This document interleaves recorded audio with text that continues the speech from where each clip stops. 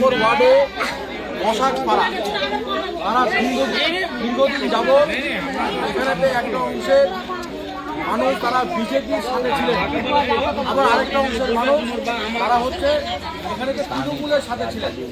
প্রায় কিছুটা পরিবার, এই কিছুটা পরিবার বিগত কয়েক বছরে আমাদের এখানকার বিধায়কের কাজকর্ম থেকে এবং বিজেপি যে বৈষম্যমূলক আচরণ তার বিরুদ্ধে আজকে তারা উৎসাহিত হয়ে আমাদের বামফ্রন্ট মনোনীত সিপিআইএম প্রার্থী কংগ্রেস সভাপতিকে আজকে ওনারা এখানে আমন্ত্রণ জানিয়েছিলেন।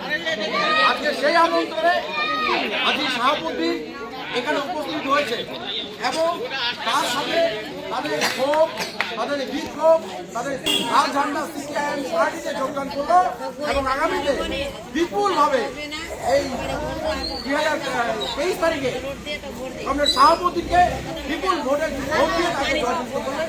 এই